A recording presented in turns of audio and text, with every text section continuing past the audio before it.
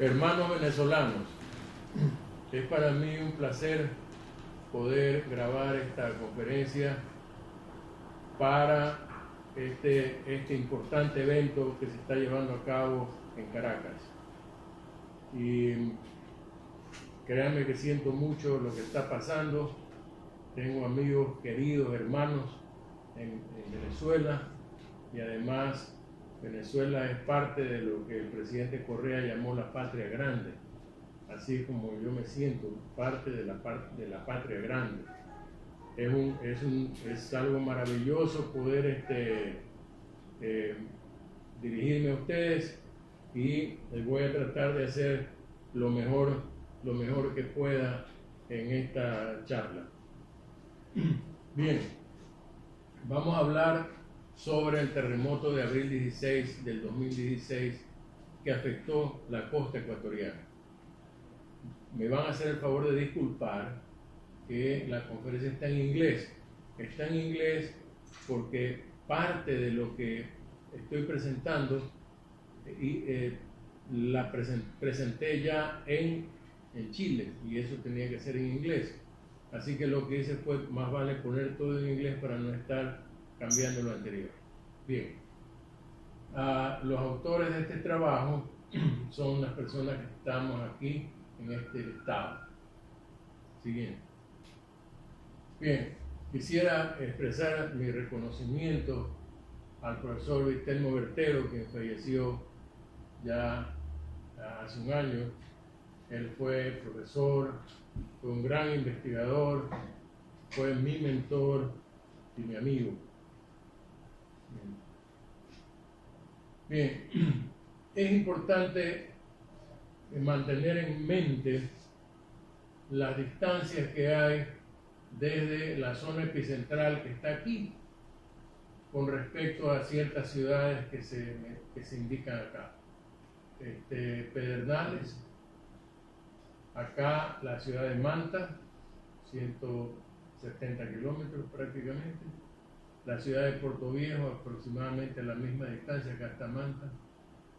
Y la ciudad de Guayaquil, prácticamente 280 kilómetros, casi en línea recta. Y los registros del terremoto son los que se muestran aquí. Y esta lámina permite ver una cosa importante. En Pedernales, cercano al epicentro, se puede notar las máximas aceleraciones que fueron muy altas en esa zona. Luego en Manta, 180 kilómetros, y en Puerto Viejo, más o menos parecidos los máximos. Pero en Guayaquil, a 280 kilómetros, nótese las diferencias enormes con estos registros. Esto es en roca, en un sector pequeño en la ciudad de Guayaquil, que está sobre suelo muy blando, sobre una arcilla muy blanda. Esto es una arcilla blanda, y esta es una arcilla extremadamente blanda. Bien, esta es una de las componentes, y esta es la otra componente donde se muestra lo mismo, ¿verdad? Bien. Para esta presentación quisiéramos visualizar los problemas que ocurrieron de daños y de colapsos, y hubo una gran cantidad de obras de ingeniería, de edificios que colapsaron, pero que se trataba de construcciones hechas sin ingeniería, es decir, contratación pues de maestros de obra que, porque salga más barato, hacían la obra con estas personas, o le subían 1 o 2 pisos a las construcciones. Entonces esto se vio bastante, y esta es una pequeña muestra de la cantidad de edificios que colapsaron. Hubo muchas fallas de esta naturaleza. Este es un entrepiso blando, ¿verdad? Y estas fallas precisamente se deben a los aumentos en altura, es decir, esta es la construcción original, subirle 1 o 2 pisos sin hacer las conexiones adecuadas, causó estos problemas. Esta es una construcción en donde también hubo una falla entre pisos blandos, ¿verdad? Precisamente por no ingeniería. Hubo mucho también de construcción a la cual se le subió el número de pisos sin que haya un diseño de ingeniería adecuado.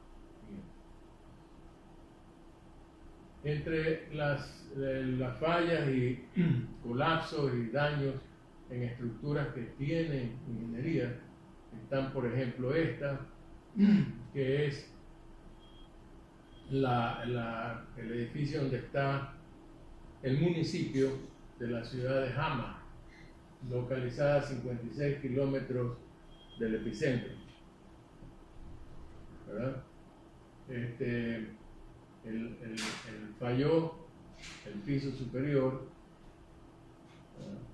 Y falló, fíjense, las columnas que están acá y que formaban pórticos con la estructura general, están todavía ahí, pero estas columnas, que eran una especie de adorno, pero que iban encima de estas otras, seguramente por mala conexión fallaron, ¿verdad? También falló este otro piso que hay por acá arriba, seguramente aumentado, y como ustedes ven, pues ya no existe. Uno de los problemas que hubo fue la falta de información, falta de planos arquitectónicos, falta de planos estructurales.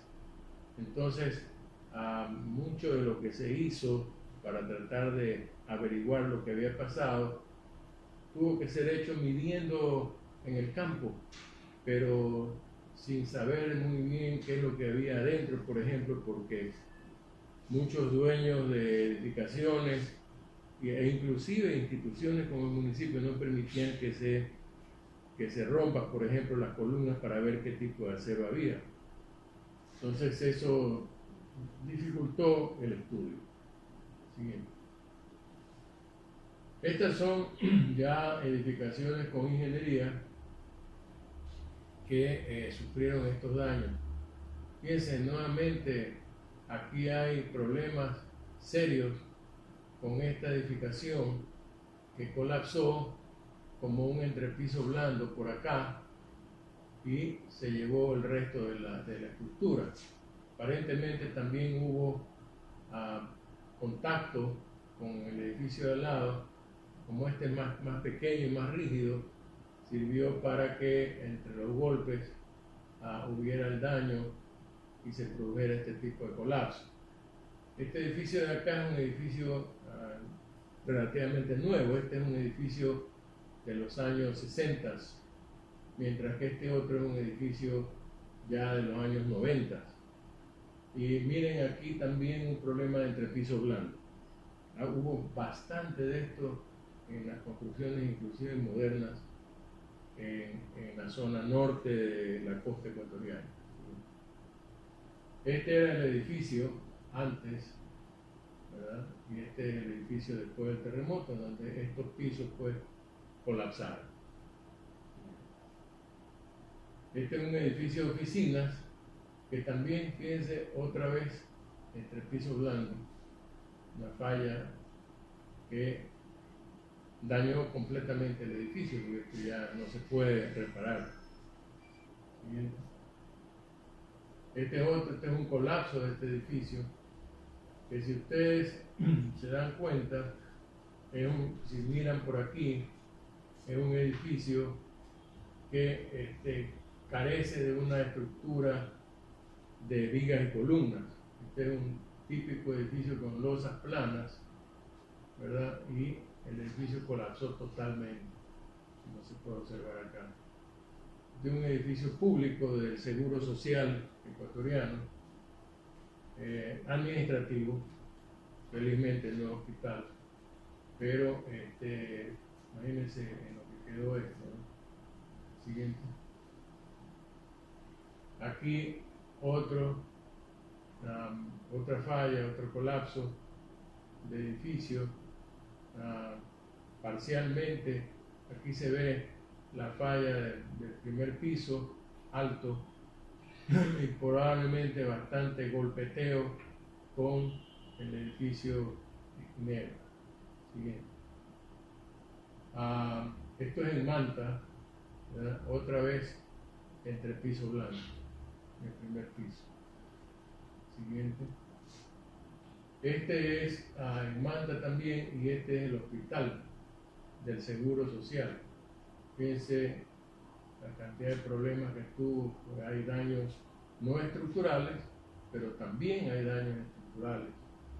Este sí es un hospital, algunas personas murieron aquí con estos daños tan graves que hubieron, y bueno, esto es lo que justamente no debe pasar en un hospital.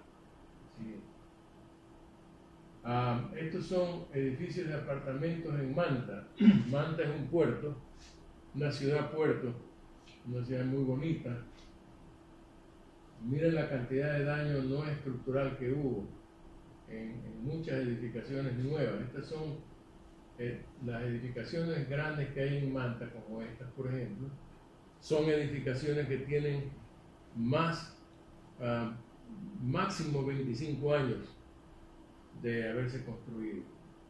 Entonces quiero llamar la atención en los graves daños no estructurales que trajeron muchos problemas, porque estos edificios tuvieron que ser abandonados por las personas que los habitaban, porque la reparación era bastante severa y costosa.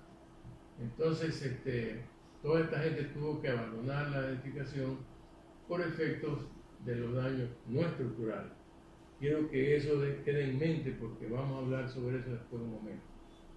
Siguiente. Más daños no estructurales. Las paredes de mampostería son de bloques de arcilla. Generalmente a veces se usa bloque de concreto y a veces se usa bloque de un material que es producto de lava volcánica, y que aquí la llamamos piedra pómez, que es muy quebradiza, ¿verdad? Aquí son bloques, parece, de concreto. Acá se ve que son bloques de arcilla. Y miren ustedes la cantidad de daño que hay. Pero esto es en Guayaquil, 280 kilómetros del epicentro. Entonces uno se pregunta cómo puede a tal distancia ocurrir estos daños. Bueno, hay una razón básica, que es el suelo blando de Guayaquil. Guayaquil está, como lo dije antes, en un suelo blando arcilloso, y se espera pues un incremento de aceleraciones, pero ya vimos que esas aceleraciones son realmente muy pequeñas comparadas con las que se registraron más cerca del epicentro. Sí. Bien, nos vamos a referir a la norma ecuatoriana de construcción, que sufrió cambios en el 2015 y cuenta con un peligro sísmico especificado, que es el que se muestra aquí. O sea, en la norma habla del terremoto frecuente, del ocasional, del raro y del muy raro, cuyos periodos de recurrencia están aquí. El raro, que generalmente se lo llama de diseño, pero se decidió llamarlo raro en la norma, es el de los 475 o 500 años, como generalmente se utiliza cuando se habla en forma rápida. Esta gráfica muestra los espectros de aceleración para la ciudad de Guayaquil, 280 kilómetros del epicentro, ¿verdad? Para el registro AGI2, que es un registro de suelo blando, ¿verdad? Registrado en Guayaquil, y estos este registro AGI2 corresponde a un suelo muy blando o bastante blando, tipo E. No sé cómo en Venezuela se clasifican los suelos, pero el E es un suelo muy blando y el F es un suelo extremadamente blando. Y ese no es más blando que eso. Entonces este tipo E, que es la mayor parte de la ciudad. Entonces estos son los espectros construidos de acuerdo a la norma ecuatoriana de la construcción para la ciudad de Guayaquil con ese suelo blando. Entonces este es el muy raro, o sea, el de 2500 años, el de 475, este es el ocasional, que era de 200 algo años, y este es el frecuente. Entonces, una cosa llama la atención y vamos a hablar un poco más sobre esto. Fíjense, estos son los espectros de los registros en suelo blando. Y estos espectros, ¿verdad?, son para esos registros que están mostrando que son un poco menores nada más que el terremoto frecuente, ¿verdad? Y diríamos que para el terremoto frecuente, y la norma lo dice, no debe haber daño estructural ni tampoco daño no estructural, lo dice claramente. Y con esto hubo daños no estructurales en cantidad y hubo unos pocos daños estructurales.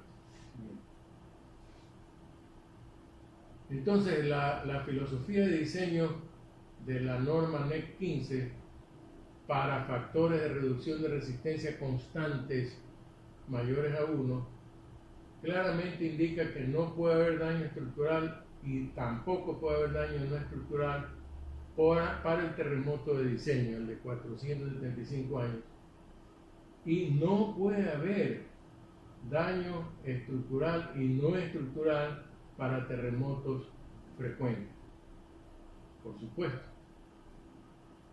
Siguiente.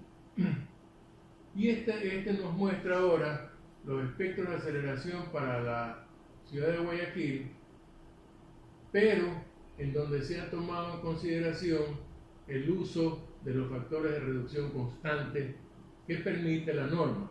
La norma permite hasta 8, valor de R igual a 8, pero aquí lo hemos hecho solamente hasta 6.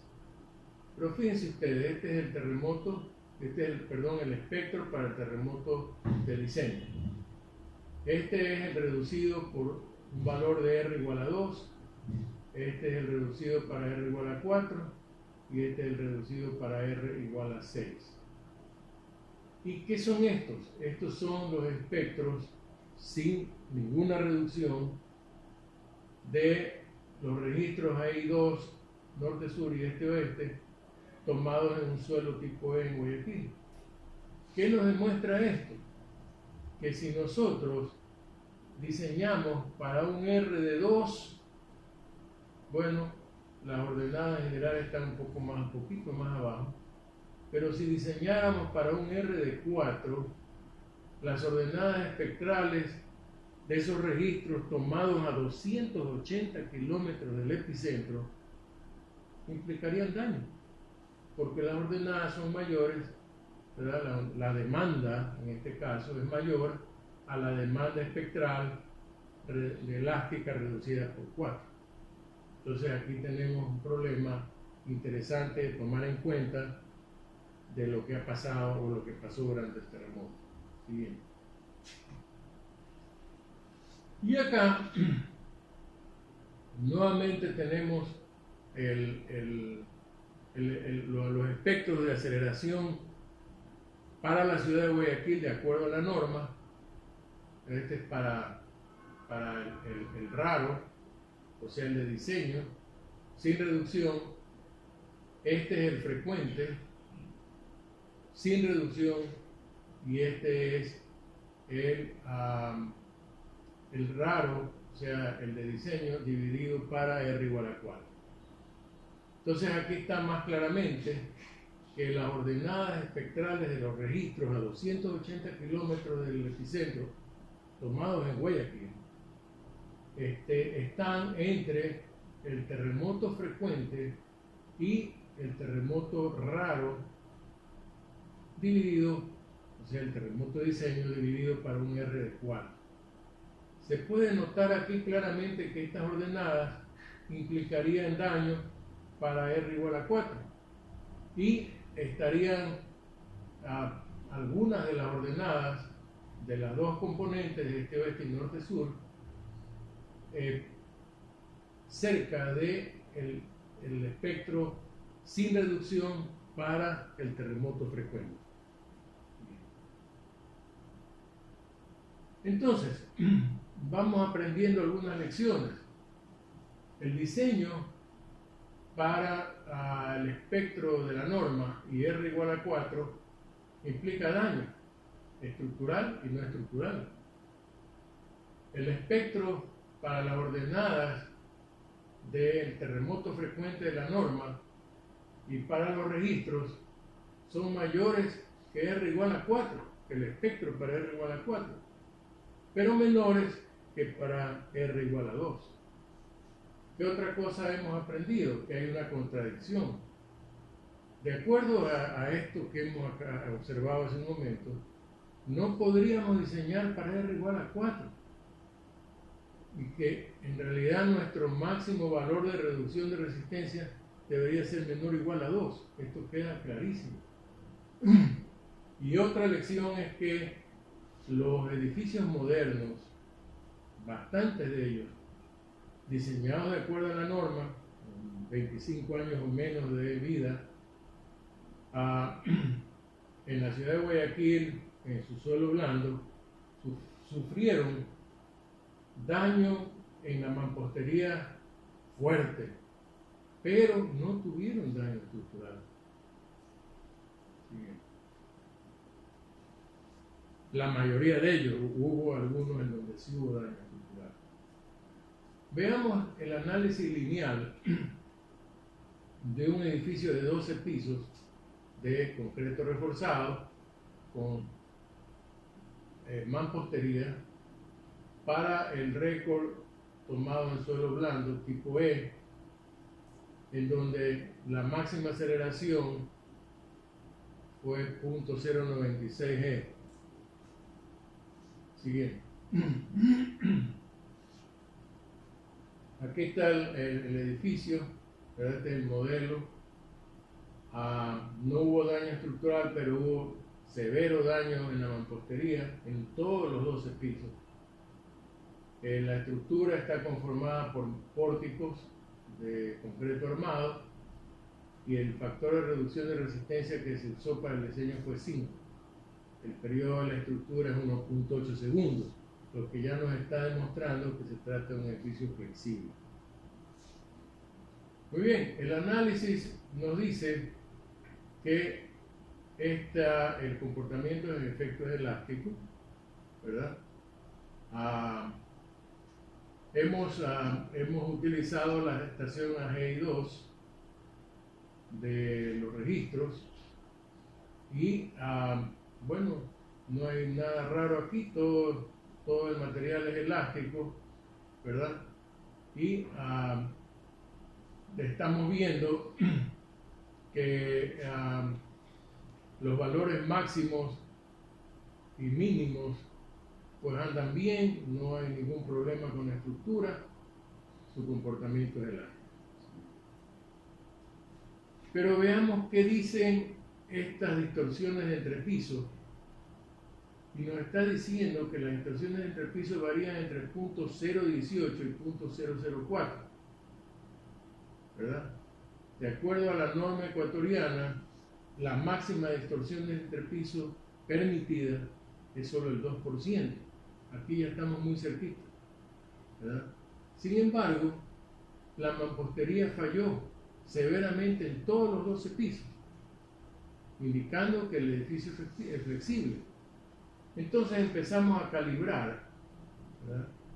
Haciendo el mismo análisis para ver con qué valor de distorsión de entrepiso podría no presentarse daño en la mampostería.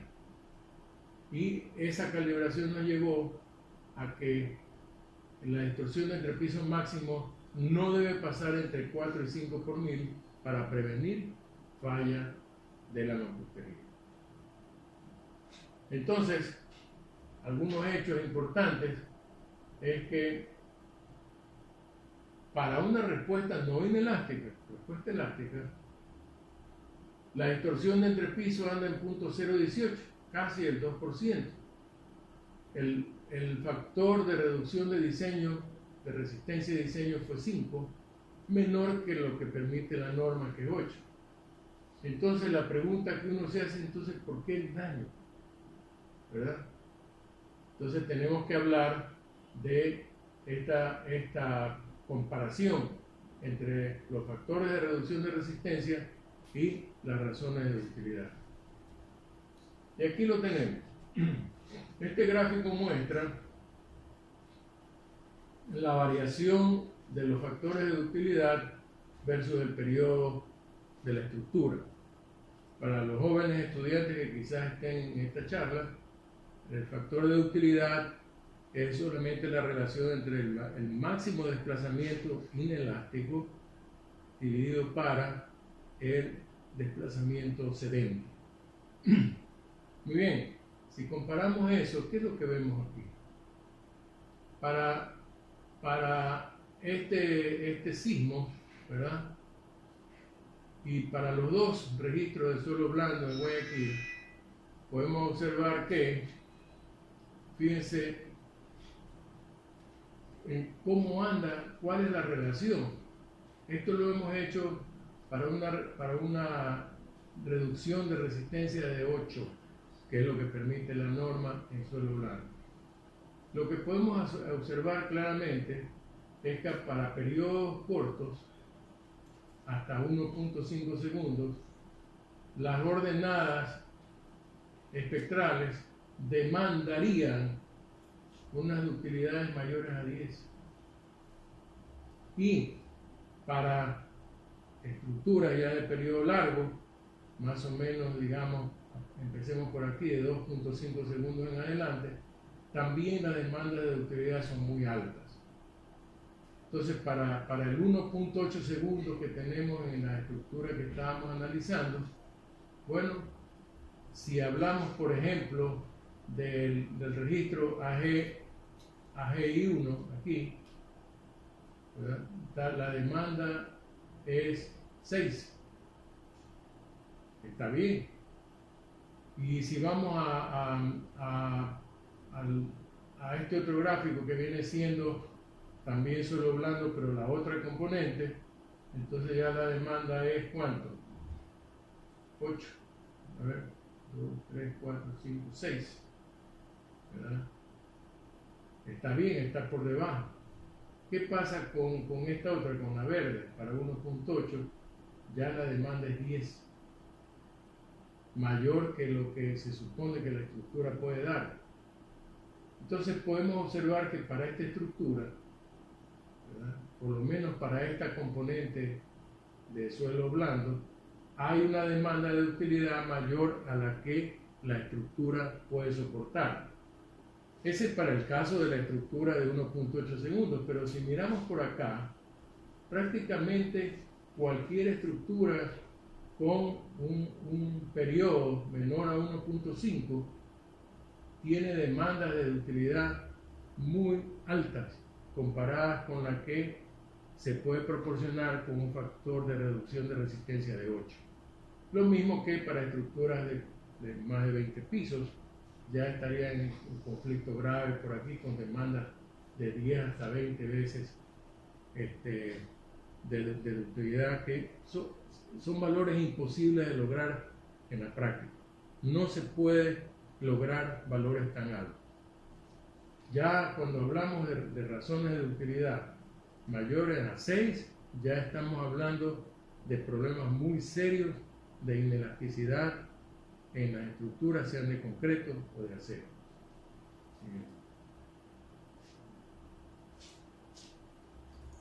Algunas lecciones más. Las reducciones de resistencia inducen grandes demandas de ductilidad en la mayoría de las estructuras. Otra lección que nos deja esto es que para cumplir con los requerimientos de la norma para terremotos frecuentes, R tiene que ser menor a 2. La expectativa de terremotos en la costa norte de Ecuador es de magnitudes mayores a 7.5. Y de acuerdo a una historia de los terremotos, esa expectativa es de cada 20 años, ¿verdad? Tomando en cuenta terremotos ocurridos en el siglo XX y lo que va del siglo XXI. Las distorsiones entre pisos grandes que permite la norma, 2%, y la reducción grande de resistencia que también permite la norma, permiten ambos que el código, ¿verdad?, anda equivocado cuando usamos mampostería y no, por ejemplo, muros de corte, ¿verdad? De tal manera que esta combinación de grandes deformaciones laterales y de grandes factores de reducción se convierte en una combinación, ¿verdad?, mortal. Siguiente.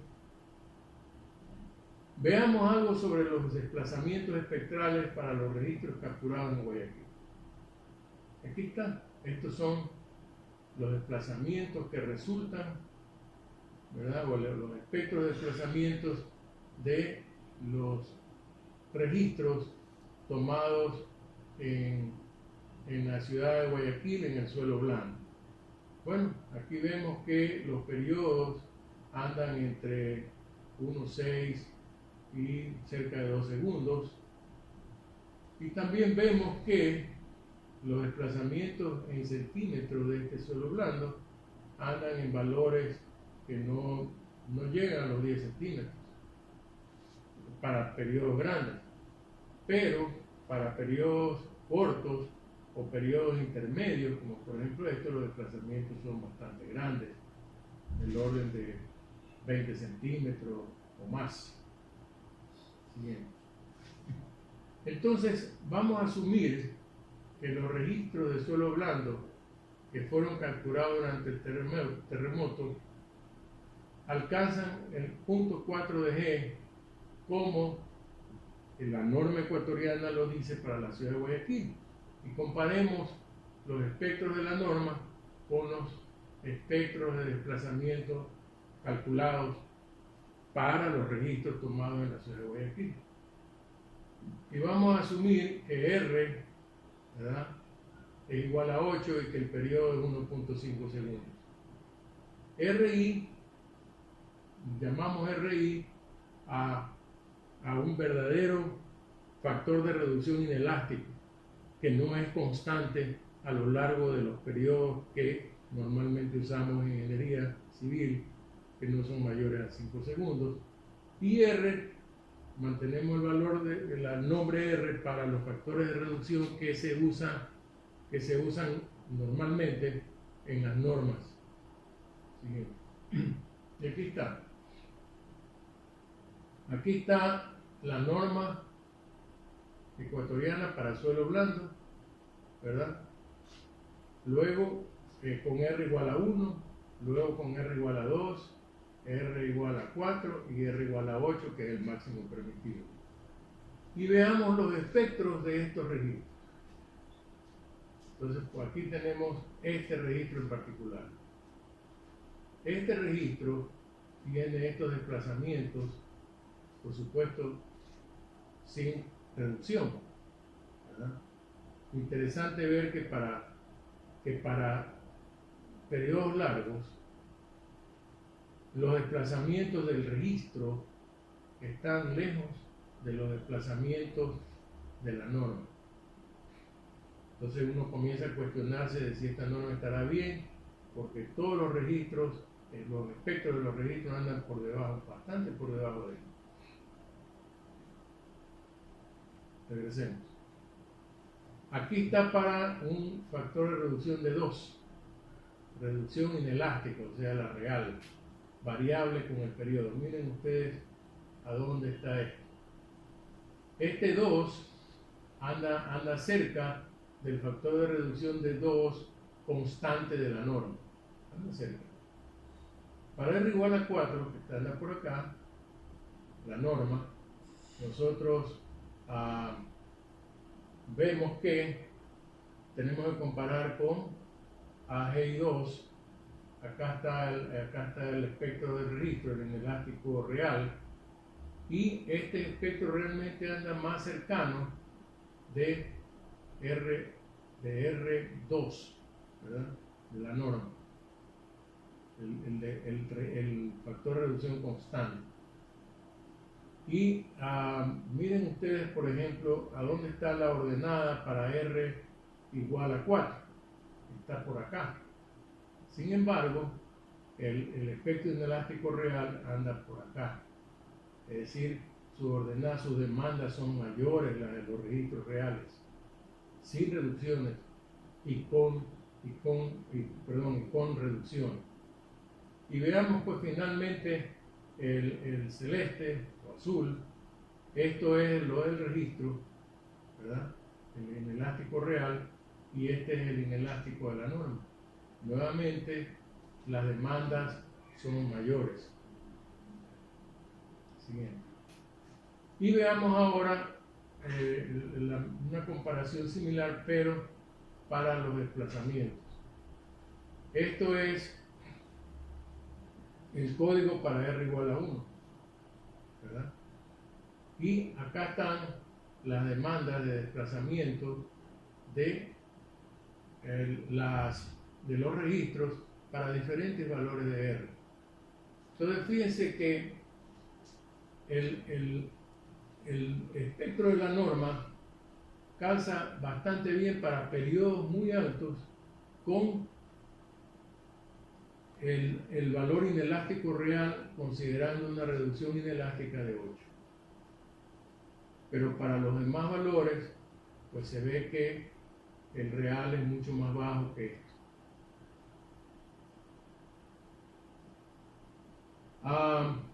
De los registros, de los espectros anteriores, podemos ver que, por ejemplo, para una aceleración de 0.2g en la inelástica real, el desplazamiento inelástico real es 40 centímetros. Pero, por acá, si vamos por ejemplo, a la parte espectral, a la norma, la aceleración es 0.8g, y utilizando la ecuación de la norma y leyendo el valor en el espectro, el desplazamiento es 27 centímetros, ¿verdad? Entonces, si no se considera este punto 75, el desplazamiento sería 35 centímetros, es decir que los desplazamientos que nos está dando para cierto rango de periodos hace que los desplazamientos de la norma sean menores que los desplazamientos de los espectros inelásticos reales. Siguiente. Bueno, algunas conclusiones. Los valores de factores de reducción de la norma se basan en un concepto equivocado. Los máximos desplazamientos elásticos son raramente iguales a los máximos desplazamientos inelásticos, lo estamos viendo, ¿verdad? Son distintos. Los desplazamientos inelásticos generalmente son mayores que los desplazamientos elásticos. Mientras mayor sea el factor de reducción, mucho mayor va a ser el valor del factor de ductilidad o razón de ductilidad. De tal manera que, como esto se hace muy grande, las estructuras no pueden desarrollar esas grandes demandas. Los límites para los factores de reducción y para la distorsión de entrepiso de la norma son los mismos usados en Estados Unidos. Pero en Ecuador los métodos constructivos son distintos. Nosotros usamos mampostería y no usamos concreto reforzado, muros de concreto reforzado. No es costumbre. Y esto nos lleva pues a unas propuestas para estudiar la norma, ¿verdad? Llevando un objetivo claro. Hoy en día no se puede aceptar daño, ni siquiera no estructural. Por ejemplo, para el terremoto de diseño. ¿Por qué? Porque cuesta mucho arreglar. Hoy en día, para arreglar la mampostería hay que desocupar la edificación. No se puede vivir cuando eso se está reconstruyendo. ¿Qué es lo que ha pasado en Guayaquil? Las edificaciones que sufrieron daño, que fueron algunas nuevas, bastantes nuevas, tuvieron que ser desocupadas. Y eso implica un problema y un costo para los ocupantes que en ocasiones no tienen cómo enfrentarlo. Entonces, debería de haber una filosofía de diseño de no daño estructural, no daño no estructural. Para considerar razones de utilidad que varían, debe considerarse razones de utilidad que varíen con el periodo de la estructura en lugar de los factores de reducción de resistencia constante. Esto nos deja una información mucho mejor que esta de acá. Las razones de utilidad pueden variar dependiendo de ciertas condiciones. Por ejemplo, si se va a usar mampostería de bloques de ladrillo o de bloques de pómez o de bloques de concreto, bueno, disminuir considerablemente este valor de razón de utilidad, lo cual, ¿cuánto hay que estudiar? Para considerar reducciones de las distorsiones entre pisos especificadas, recuerden que es el 2%, como lo es en Estados Unidos, particularmente si se va a utilizar mampostería, bueno, hay que reducir esos valores de distorsión entre pisos. Además, hay que incrementar la rigidez a través de colocar muros de corte, ¿verdad? O, en su defecto, incorporar elementos de protección sísmica como amortiguadores o disipadores de energía o aisladores. Bueno, eso es todo. Les agradezco mucho y estoy listo para las preguntas.